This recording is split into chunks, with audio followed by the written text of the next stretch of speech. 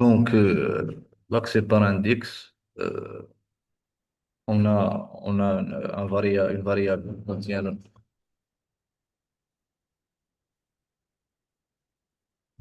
on a une variable qui contient le nom Macintosh. Donc, pour accéder au premier caractère, on utilise nom de variable entre crochets 0 pour accéder à la lettre M, et ainsi de suite. Un pour accéder à la position 1, 2 pour accéder à la troisième position, jusqu'à jusqu'à la fin. Pour accéder, il y a une autre façon pour accéder à la position d'un caractère.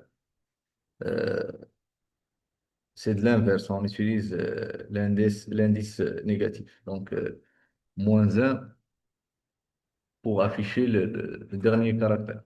Le dernier caractère depuis la gauche. -2, il va afficher S. C'est deuxième position depuis la gauche. Donc, cet exemple de code permet d'afficher la longueur, le nombre des caractères stockés dans une variable. Dans notre cas, on a 9 caractères. Donc, il y a une autre façon nommée l'extraction de fragments, slicing, qui permet d'extraire une sous-chaîne. Donc, la syntaxe générale, on utilise nom de la variable, donc chaîne ou n'importe quoi, le début et la fin. Donc, toujours la fin, on utilise n-1 pour afficher, par exemple, pour afficher 9 caractères, on utilise 10. Donc, le chiffre 10 à la fin ne sera pas compté. معروف هذه في Python، دي نزيد n-. Donc, la deuxième syntaxe permet d'afficher les n premiers caractères. Et la troisième, donc, il affiche tous les caractères à partir du énième caractère. Dans ce cas-là, on va afficher les trois lettres. Donc, J, U, L, du mot Juliette. Donc, c'est trois positions commencées à compter depuis 0. Donc, la deuxième ligne de code, il commence à afficher les positions, le contenu des positions depuis la troisième position vers la sixième. Donc, toujours Python utilise n-1. De même pour cette ligne.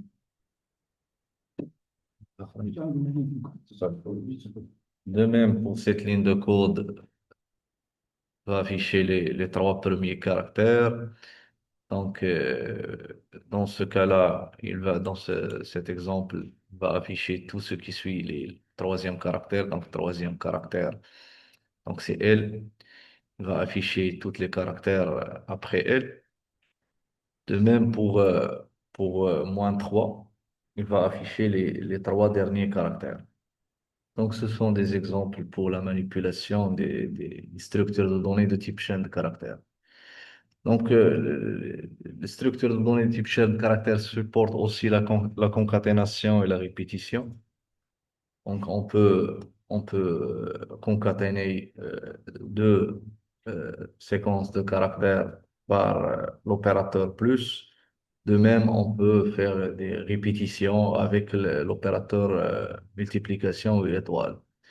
Donc, on a une concaténation entre les trois alphabets A, B, C, plus D, E, F sont attachés dans une seule ligne. Par exemple, aussi, on a Bravo. Bravo multiplié trois fois. On peut utiliser n'importe quel chiffre. Donc, pour parcourir une séquence, donc on utilise la boucle for.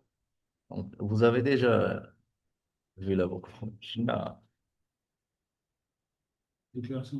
شنو la première séance. Ah, déclaration. fonction. بس نص فونكسيون فونكسيون واحدة. Donc, la boucle for permet de parcourir une séquence d'élément par élément. Donc, dans cet exemple, on a le structure de données de type chaîne de caractères qui contient Cléopâtre. Donc, le mot, la variable car, juste pour parcourir les caractères de la variable non et afficher un après autre. Donc, l'ensemble on utilise le plus pour ajouter le caractère étoile, toujours pour les chaînes de caractères qui se trouvent, même des opérateurs logiques qui se trouvent entre apostrophes ou entre guillemets, sont considérés par Python comme une chaîne de caractères. L'argument end égal, c'est juste pour avoir euh, un affichage horizontal. Donc, c'est juste pour l'affichage. C'est pas quelque chose qui s'introduit dans le code. Aussi, on a la boucle, on utilise la boucle for pour extraire les éléments d'une liste. Donc, on a la liste animaux qui contient plusieurs quatre noms. Donc, pour afficher le nombre de, le nombre de caractères de chaque position de la liste, on utilise for animal. Animal, c'est juste un variable qui s'incrémente avec le temps. Donc, le nom de la liste. Donc, on va calculer donc la fonction len qui permet de calculer le nombre de caractères dans chaque position.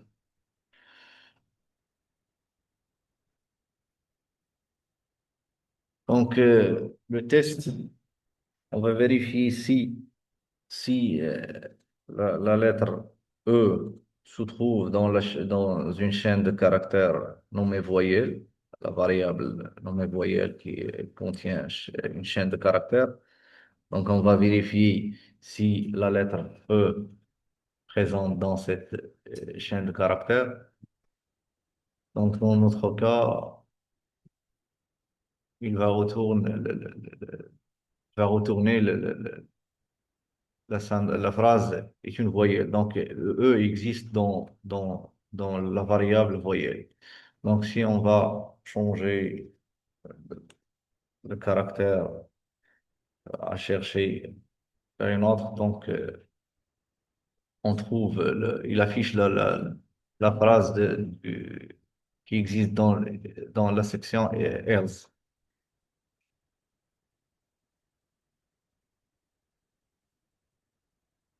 Donc, les chaînes de caractères ne sont pas modifiables. Donc, cet exemple prouve que les chaînes de caractères ne sont pas modifiables. Donc, nous voulons changer la position 0. Donc, le B, le bonjour par B majuscule.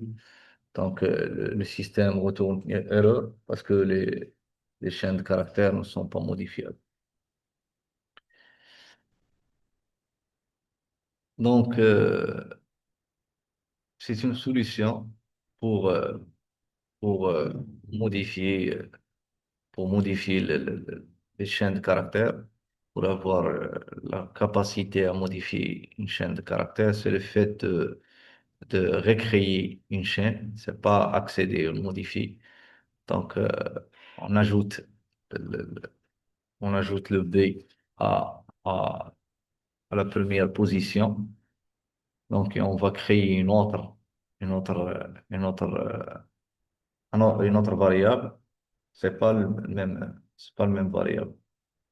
Donc, dans ce cas-là, on va recréer une autre variable. Le B n'est pas répétitif. Donc, je répète. Répétitif.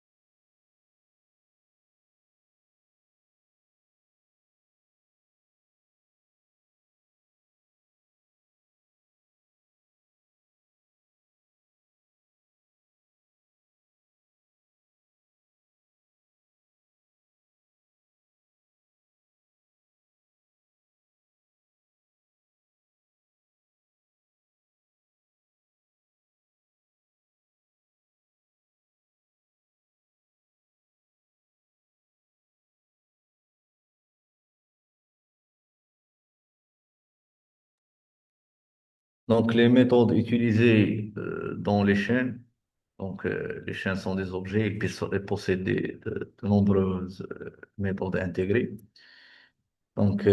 Strip permet de supprimer les espaces à la fin et au début à la fin. La fonction à part permet de convertir les chaînes de caractères en majuscules. Lower, c'est de l'inverse en minuscules. Donc, euh, Title permet de, de transformer le premier lettre de chaque mot en majuscule.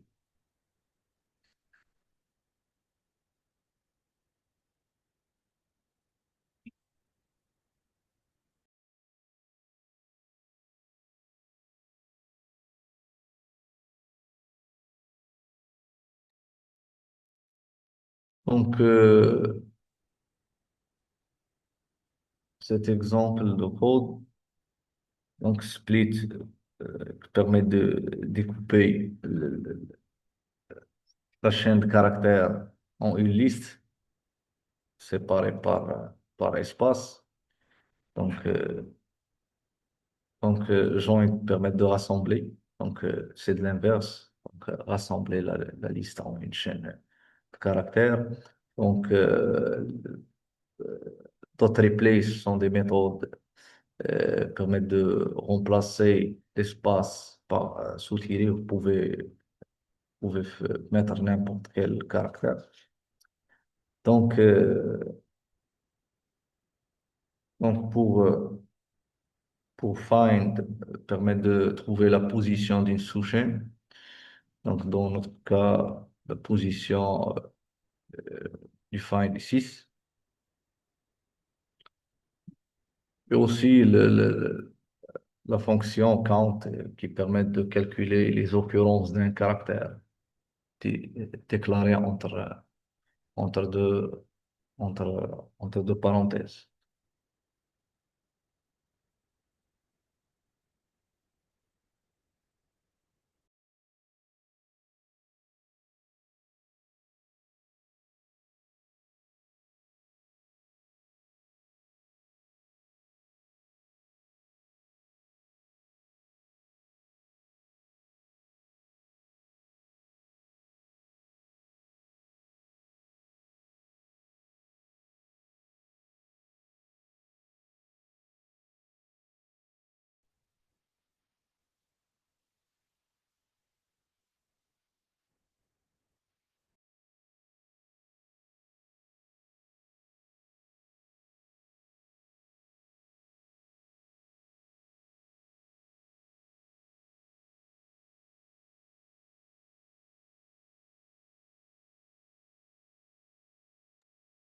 Donc, on passe maintenant vers les listes. Une liste est une séquence ordonnée et modifiable. On a déjà déclaré que les listes sont modifiables. Donc, ils peuvent être de différents types. Les listes peuvent supporter différents types de données dans une même liste. Donc, la création de la liste utilise le nom de la liste égal entre crochets et on déclare les informations, le contenu de la liste séparée par virgule. Donc, l'accès aux listes par index. Donc la position 0 contient le chiffre 5. Donc moins 1, la fin de la liste contient 25. Donc même chose pour le slicing. Donc on affiche depuis la deuxième, donc 0, 1, 2, 3. Donc depuis 1 vers 3, toujours Python utilise n-1, donc les deux positions, donc 38 et 10. Donc aussi, les listes supportent des données hétérogènes. Donc on a les valeurs entières, les chaînes de caractères, les valeurs booléennes, même des listes. On peut insérer une liste dans une liste, on met des sous-listes. Donc pour accéder à une liste dans une liste, on utilise deux crochets. Donc, dans ce cas-là, la troisième position, 0, 1, 2, 3. La position des sous-listes, c'est la troisième position. Et pour choisir une position dans la sous-liste, on ajoute euh, autre crochet et on sélectionne la position de la variable souhaitée. Donc, la modification des listes. Mhm.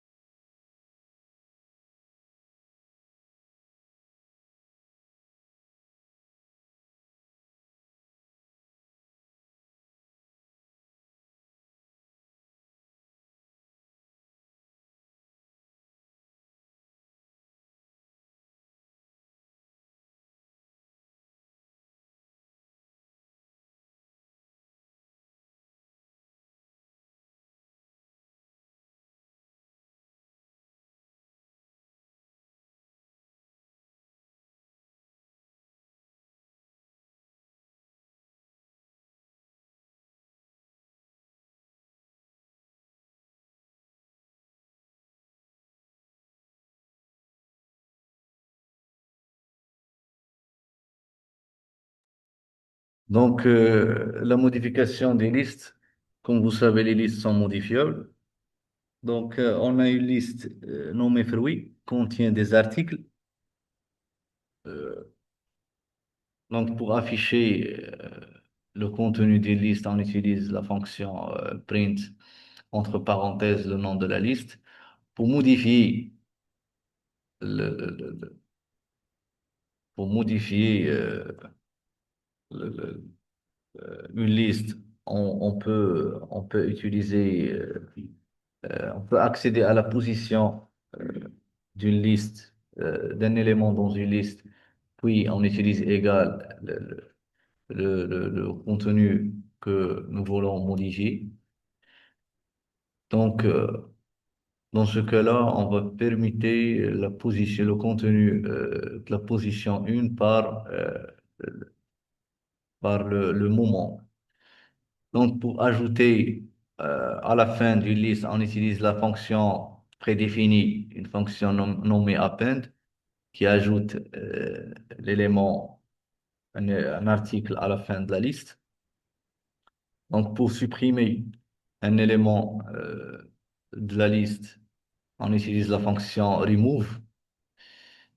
De même, donc la suppression par la valeur. Dans ce cas-là, on peut supprimer par la valeur, on utilise la valeur qui existe dans la liste pour faire la suppression. Donc, pour utiliser l'index, donc on n'a pas une idée sur la valeur. les valeurs d'une liste et nous voulons utiliser que les index. Donc, on utilise l'indice 0, la fonction del, c'est-à-dire delete, le nom de la liste, l'indice 0, c'est-à-dire on va supprimer le contenu de la position 0. Donc, donc il y a aussi des méthodes utilisées ou applicables sur les listes. Donc, on a un exemple d'une liste qui contient 5 nombres. Donc, pour trier cette liste, on utilise la fonction sort. Donc, pour inverser le tri inversé, on utilise la fonction reverse. Donc, on déclare le nom de la liste nombre, point, sort. Nombre, nombre, c'est le nom de la liste. Point reverse. Aussi, pour afficher, pour chercher l'index ou pour savoir la position d'un élément dans une liste. Donc, on utilise la fonction index. Donc, il va chercher la valeur où se trouve la valeur 38. Donc, dans notre cas, la valeur 38 se trouve dans la position 1. Len, la longueur, cette fonction, déjà, on a utilisé cette fonction, c'est une fonction connue.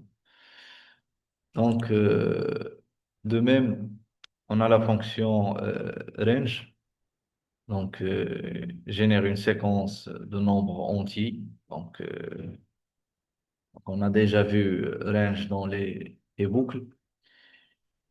Donc, cette ligne permet de créer une liste qui contient euh, 10 éléments. Donc, grâce à la fonction range. Donc, vous vous rappelez la liste, la fonction liste. Hein?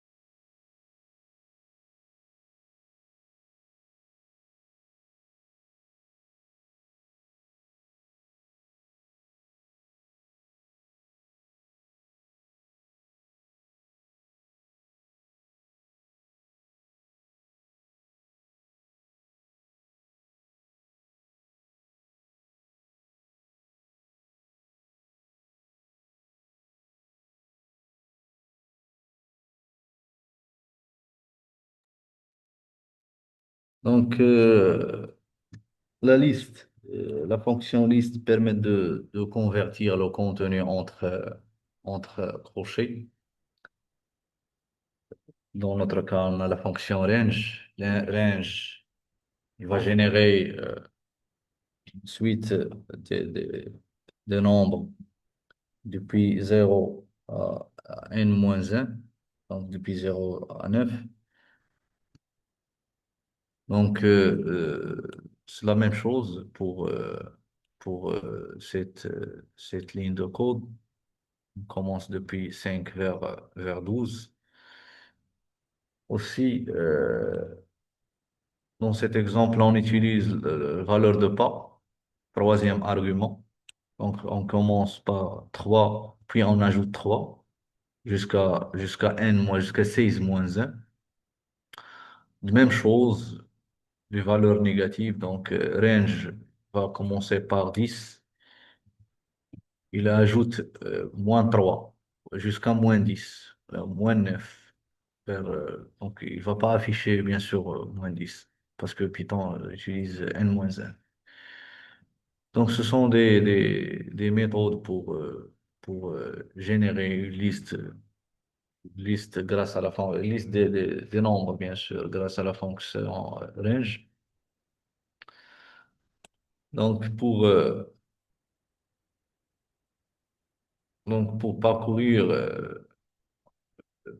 les éléments d'une liste, donc on peut utiliser aussi range. Donc, dans ce cas-là, on utilise la fonction len, nom de la liste, qui va calculer, qui va renvoyer un entier, c'est le nombre des positions, nombre des positions, des éléments dans une liste, dans la liste Fable. Donc, puis on affiche l'index, donc la position euh, de chaque élément de la liste. Donc, dans notre cas, on a 6 éléments. Donc, il affiche premier élément, c'est mètre, 0 jusqu'à percher dans la position et dans la cinquième position. Donc, les opérations sur les listes, on a la concaténation, la répétition, que on ajoute, donc on va concaténer deux listes dans une seule. Donc, on a deux listes, une liste fruits et une liste légumes, qui vont être concaténées. Donc, aussi la multiplication. Mais la multiplication, on ajoute, on va multiplier les éléments de la liste dans le même ordre. Donc, la création d'une liste des zéros ou une liste vide, on utilise la multiplication fois 7, donc, ou fois n éléments, selon notre besoin. Donc, cette ligne de code permet de tester si une valeur est située vraiment dans une liste. Donc, il va vérifier si le caractère, si la séquence tomate existe dans la liste nommée légumes. Donc, dans ce cas-là, on a, on a tomate dans la troisième position. Donc, il va renvoyer true. Donc, la copie d'une liste, il y a deux façons. Donc, une simple affectation, donc, ne permet pas de créer une copie. Donc, il va créer un alia. C'est pas une copie, c'est alia.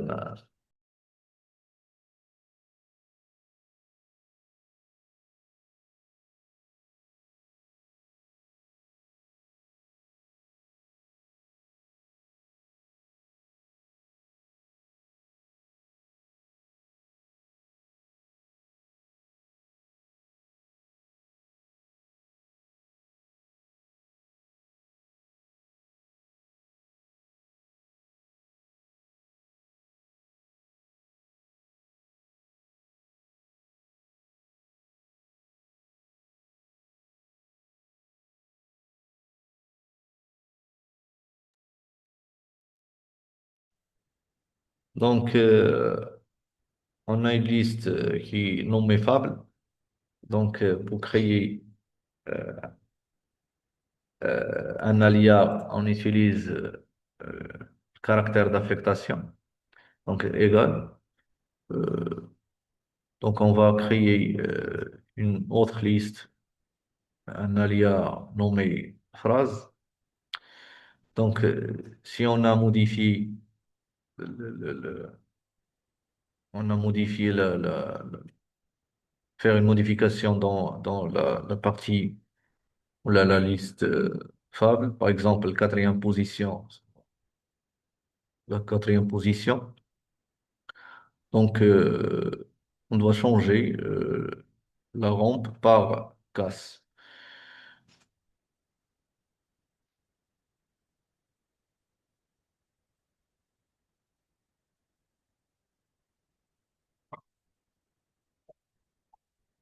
Donc, dans le deuxième exemple, donc, on va créer une copie indépendante, donc qui contient Fable 2, donc c'est une nouvelle liste. Donc, Fable 2, dans ce cas, on va copier tous les éléments d'une liste. Donc, la, la version copie reste inchangée.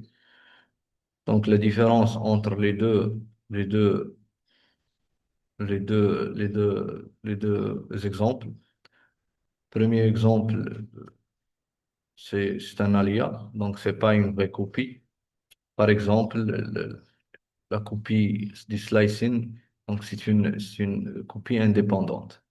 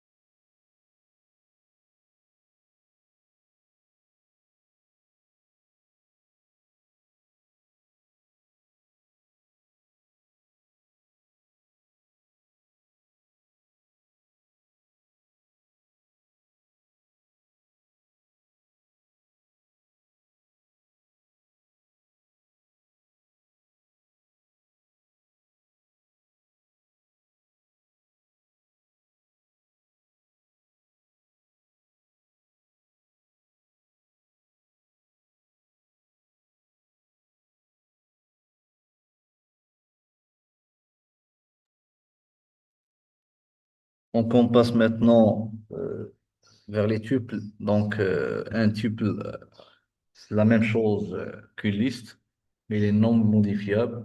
Donc, la différence entre la liste et les tuples, c'est la question de modification. Et aussi, au niveau de la syntaxe, les listes utilisent les crochets. Par contre, les tuples utilisent les parenthèses. Donc, cet exemple de code contient la création et l'accès. Donc, pour créer un tuple, on utilise nom de variable égale entre parenthèses les éléments à ajouter. Donc, pour afficher le type de tuple, on utilise le type de variable, quoi que ce soit ce variable. On utilise cette variable, on utilise type entre parenthèses nom de variable. Donc, dans notre cas, on a des types tuple. L'accès par index, donc c'est comme une liste, même principe. Donc, les positions, position 0 contient A, puis deuxième position vers la troisième position. Et aussi pour, euh, pour trouver la longueur d'un tuple, on utilise la fonction len. Donc, euh, les tuples ne sont pas modifiables. Donc, dans ce cas-là, si on veut modifier un tuple, donc il va générer une erreur. Donc, on doit recréer, pour faire une modification, d'un tuple, on doit le recréer un autre tuple, un nouveau tuple. Donc, cet exemple contient la recréation d'un nouveau, d'un nouveau tuple avec les modifications souhaitées. Donc, on a déjà un tuple nommé tuple qui contient les alphabets, c'est cinq positions d'alphabet. Donc, la première position, ou l'index 0, on va le changer avec le nom André. Donc, même chose pour les opérations. Euh, donc, les opérations sur type, même chose que les listes, supportent la multiplication et la concaténation. Donc, tuple 3 il va contenir le- la position A et B, les deux lettres multipliées fois 3, donc 6 positions, plus le contenu du tuple 2. Donc, la même chose pour parcourir le contenu d'un tuple, on utilise la fonction, la boucle for pour afficher le contenu d'un tuple. Même chose pour vérifier si un caractère existe dans une tuple. Dans un tuple, on utilise le caractère à chercher in vérifie, c'est-à-dire si, comme si nous allons dire au Python, vérifier si D existe dans dans le tuple 3. Donc, il va retourner true ou false. Donc, true s'il existe et false s'il n'existe pas. Donc, la différence entre les tuples et les listes, donc, les tuples ne sont pas modifiables, par contre, les listes sont modifiables. Donc, l'usage collection évolué, par contre, les tuples, donc données fixes et constantes. Donc, en termes de mémoire, les listes plus gourmandes, par contre, les tuples plus légères. Et donc,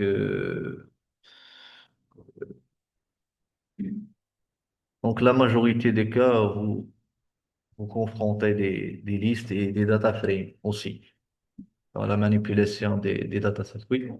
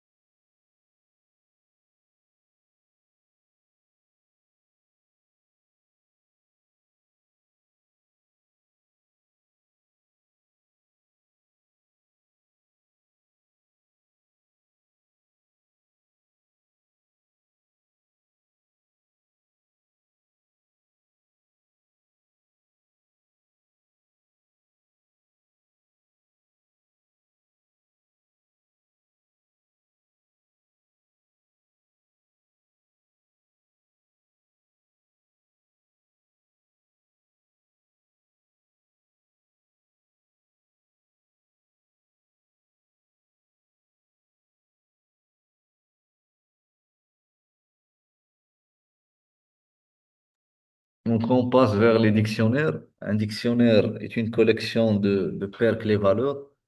Donc, ils sont modifiables, mais non ordonnés.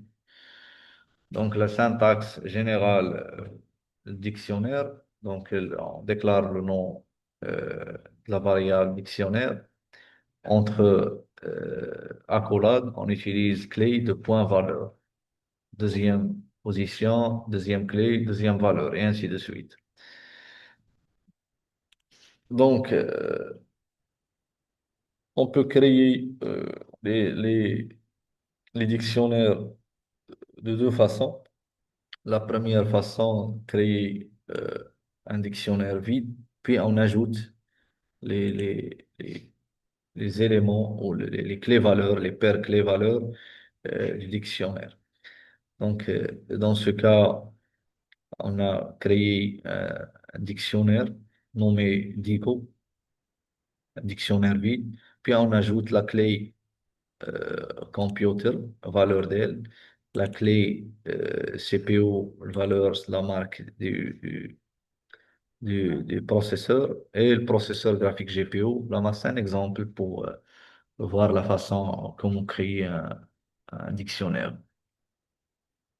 Donc, pour accéder à une position ou à une valeur, on utilise nom de le dictionnaire entre crochets, la clé. Donc, l'accès au dictionnaire, c'est par la clé. Donc, la deuxième façon, c'est la syntaxe, c'est une syntaxe linéaire, créée, donc clé, valeur, virgule, clé, valeur, virgule, ainsi de suite. Donc, ce sont deux façons pour créer un dictionnaire. Donc, les opérations sur les dictionnaires, donc, vous supprimez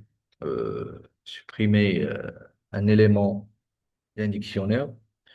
On utilise la fonction del, donc del qui contient qui contient devant del, c'est-à-dire del qui contient le nom de la liste. Donc, suivi crochet et puis la clé. Donc, dans ce cas-là, on va supprimer la clé Mazda avec la valeur 312. Automatiquement, la valeur publicitaire. Voilà, item 7.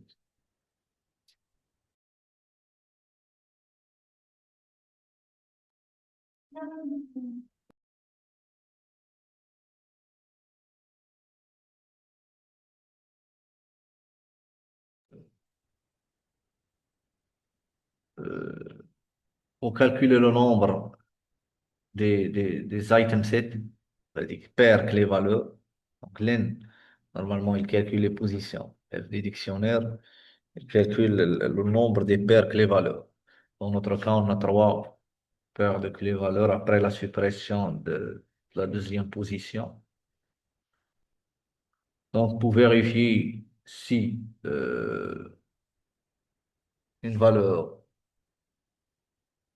pour vérifier si une valeur existe dans la liste, dans le dictionnaire, on utilise la fonction if. Donc, il va vérifier si la valeur BMW existe dans l'inventaire.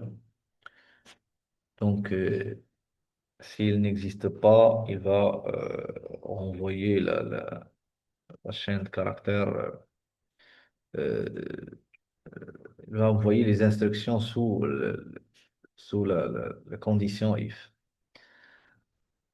Donc, les méthodes sur les dictionnaires, donc on a la méthode key. Donc, d'abord, on va transformer le dictionnaire en une liste qui contient que les clés. Donc, dans ce cas-là, on a une liste nommée clés qui contient que les clés dictionnaire, computer, mouse, keyboard. Donc, même chose.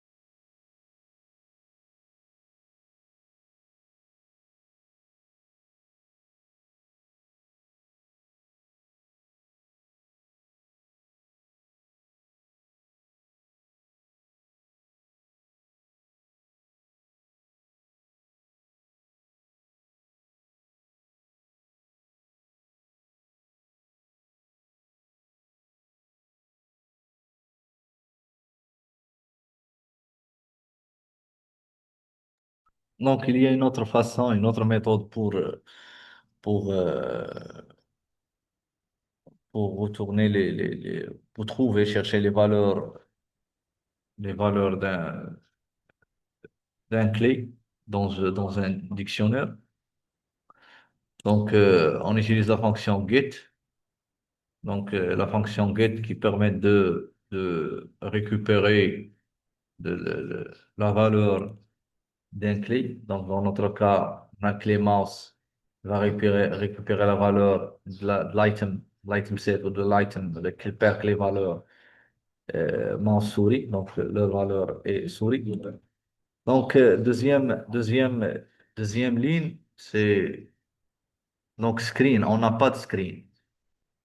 On n'a pas une clé nommée screen. Au lieu d'afficher Noon, on utilise chaîne de caractères inconnu. Donc, si on a supprimé,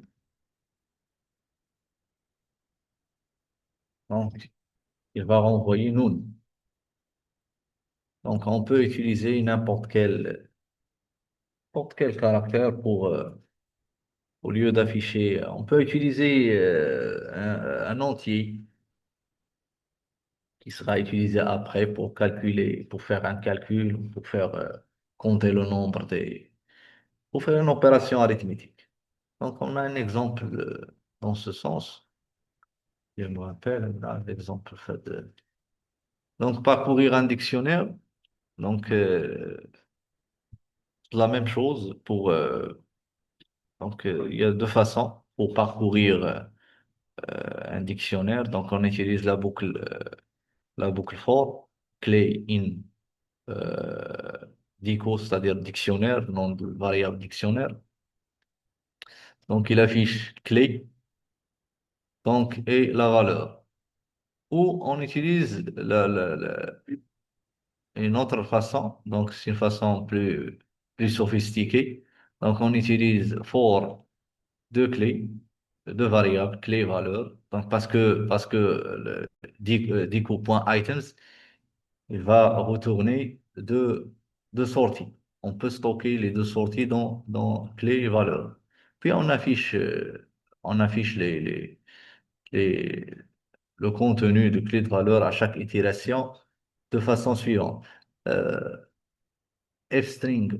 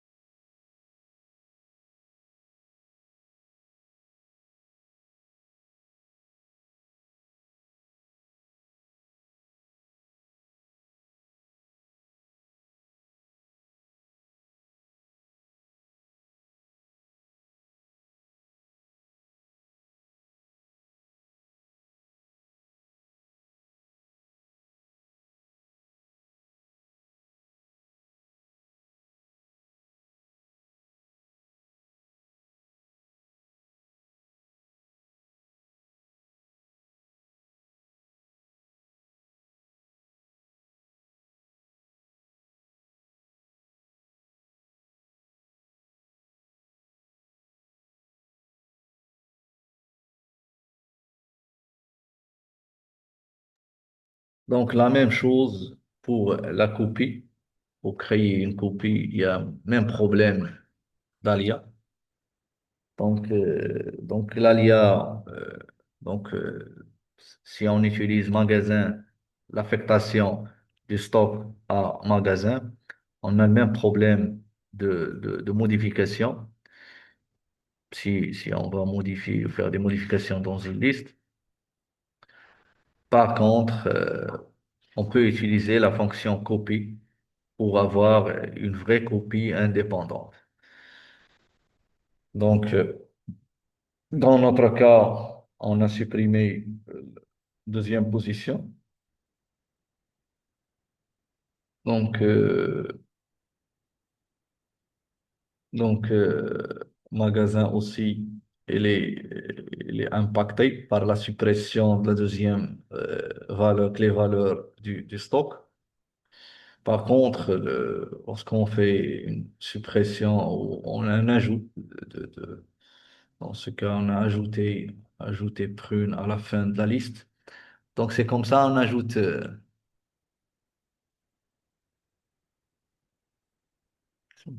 c'est comme ça l'ajout. Donc on utilise stock,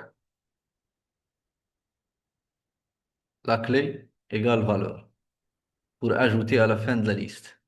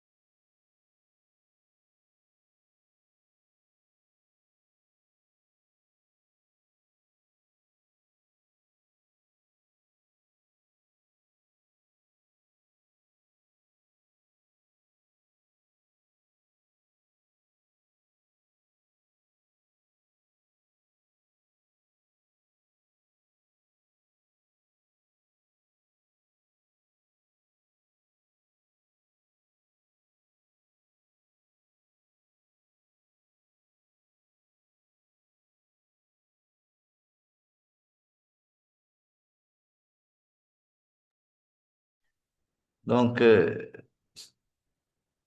ce ligne de code, c'est un exemple pour afficher euh, une application d'histogramme de fréquence. Donc, on va ajouter donc get. On a une variable qui contient la séquence. Donc, les données archivées et les sauvegardes sont dans le serveur de stockage. Donc, on va convertir la variable de type chaîne de caractères en type dictionnaire. Donc, on va déclarer un dictionnaire vide, puis on utilise la boucle for pour, euh, pour, euh, pour extraire les informations, les données de la variable texte. Donc, on va les stocker dans, dans, dans un dictionnaire. Puis on utilise le plus un pour faire un calcul, pour calculer le nombre d'occurrences de chaque lettre. Donc, donc L majuscule euh, existe une seule fois, le E 12 fois, et ainsi de suite. Donc, c'est le nombre d'occurrences de chaque lettre dans la phrase, dans la variable texte. Donc, pour avoir un affichage trié, on va convertir les items, donc le dictionnaire. En général, les items, c'est les clés, les paires clés valeurs du dictionnaire lettres en liste. Puis on va trier cette liste. Et finalement, on va afficher les- le nombre, donc comme un histogramme, de nombre d'occurrences de chaque lettre par la boucle for. Donc, for caractère fréquence, donc lettre triée contient deux valeurs. Donc, il va vérifier si caractère différent a espace, c'est pas un caractère vide. Il va calculer le nombre, il va afficher le caractère. Le nombre, c'est juste un caractère qui donne la même apparence qu'un histogramme, fois le nombre de fréquences, le nombre d'occurrences de ce caractère dans la phrase, dans la variable texte, aussi le nombre d'occurrences affichées devant chaque histogramme. Donc, le résultat est comme suivant. Donc, on, on va faire un récapitulatif sur les structures de données. Donc, les structures de données de type texte, donc, sont pas modifiables. Donc, pour modifier une structure de données de type texte, il faut recréer la, la variable. Il est ordonné et il supporte les doublons. Aussi, les listes sont modifiables et ordonnées et supportent les doublons. Les tuples, même que les structures de type texte ne sont pas modifiables. Et les dictionnaires ne sont pas ordonnés, mais ils supportent un clé unique. Il ne faut pas faire double clé ou la deux clés qui ayant même valeur. Aussi, les dictionnaires sont modifiables. Donc, les opérations communes à toutes les séquences, à toutes les structures de données, les, les chaînes de caractères, les listes, les tuples, on a l'accès, sont des fonctions, des opérations communes. L'accès par index pour les trois. Même pour les dictionnaires, on peut accéder afficher par le contenu de valeur par la clé.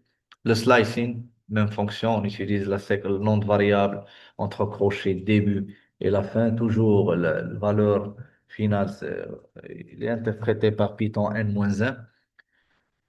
Pour afficher la longueur, on utilise la fonction len. Pour l'appartenance, vérifie si un caractère ou un élément appartient à une séquence, on utilise le caractère in. C'est comme